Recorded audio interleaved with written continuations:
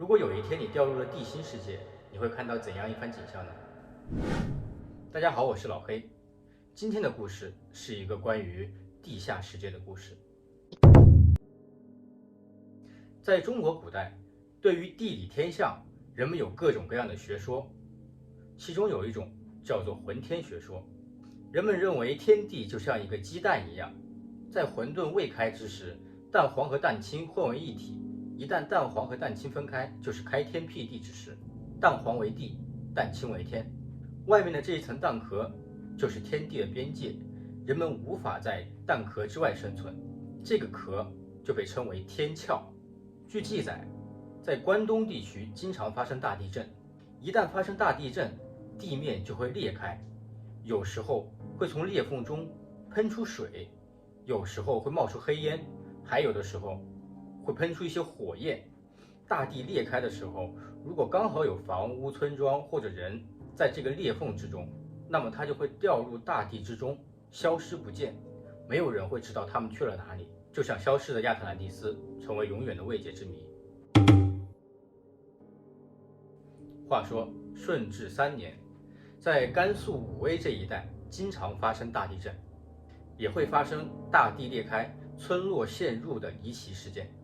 有一个叫董玉的人，他居住的村子就落入了地缝之中。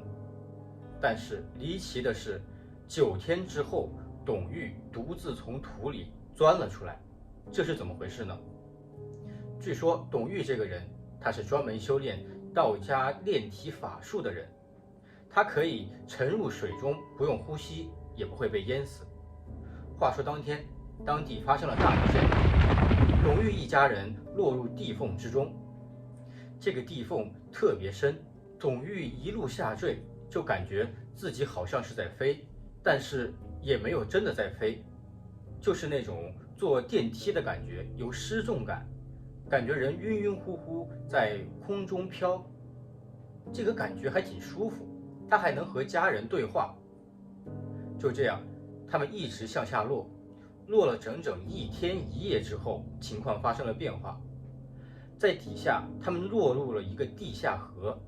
落入地下河之后呢，董玉的家人因为没有修炼过法术，落入河中就被淹死了。但是董玉不一样，之前说到董玉他可以在水中不呼吸也能够存活，那他就继续向地下河之中往下落。董玉在河中向下又落了大概3000米左右，突然感觉周围不再是水了，没有那么潮湿，变得干燥起来，四周一片黄色，慢慢的亮了起来。董玉感觉非常奇怪，向下一看，居然看到了有房屋，还有一些鸡鸣狗叫和人的声音随着风飘进了他的耳朵。董玉心想，我这是到了天上之天了，身处天壳之外，如果我能掉下去，那下面的人一定会把我当神仙一样来对待。想到这里，董玉还非常的高兴，他就奋力向下坠去，想体验一把当神仙的待遇。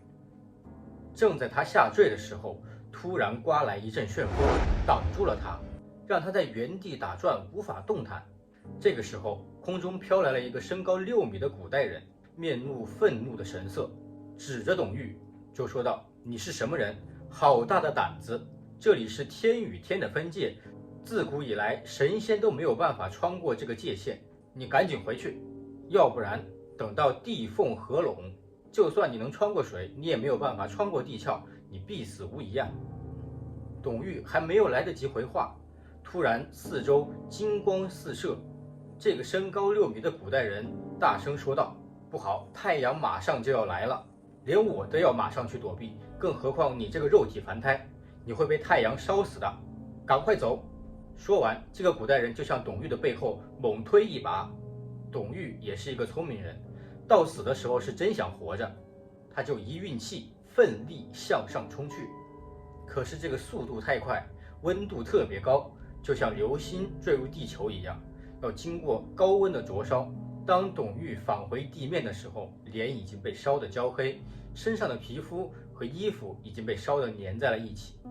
从此以后呢，董玉还给自己起了一个外号，叫节外叟，就是节外老人。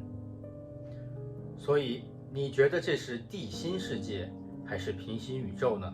之间的界限是我们能够跨越的吗？好了，今天的故事就到这里，欢迎点赞订阅，咱们下期再见。